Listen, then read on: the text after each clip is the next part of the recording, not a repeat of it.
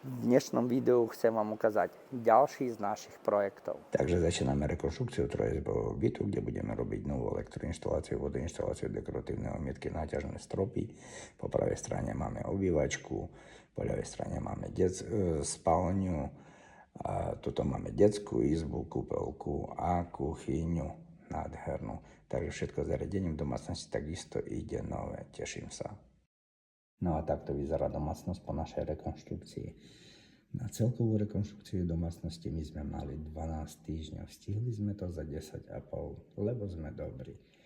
V domácnosti sa porobila kompletne nová elektroinštalácia, vodoinštalácia, dekoratívne omietky, náťažné stropy a tak ďalej. Vchodové dvere sa vymienili, videovrátnik za zrkadlom. My máme takisto obrovitánsky šatník, čiže máme obývačku, kuchyňu, vecko, spálňu, kúpeľku a detskú izbu. Celková plocha domácnosti je 97 m². V domácnosti sa búralo strašne veľa. Otvor do obývačky takisto, ako môžete vidieť, sa zväčšil. Takže a teraz sa presunieme do kuchyne. Kuchyňa má 16 m². Kuchynská linka vyrábala sa takisto na mieru. Všetky elektrospotrebiče, čo sa týka kuchyne, nové. Takže na podlahu boli použité parkety, soklové lišty a tak ďalej. Teraz sa presunieme do spálne. V spálne máme takisto jeden obrovitánsky krásny bonus, ktorá každá jedna žena, každá jedna rodinka to ocení.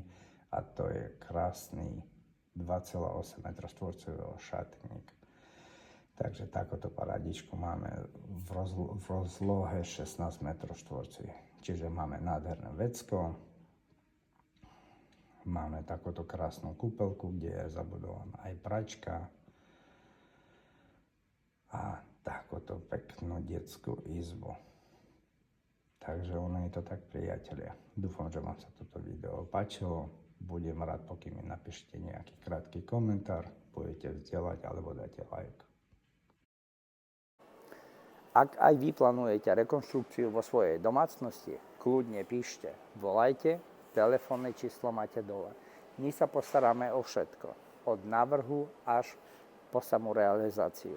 A pokým chcete vidieť ďalšie naše projekty, pridávajte sa na môj kanál cez YouTube, Facebook, Instagram, TikTok, ktorý rovnako sa volá Obklad a finalizácia. Dúfam, že máte krásny deň. Všetko najlepšie vám prajem od pána Zachara. Dovidenia.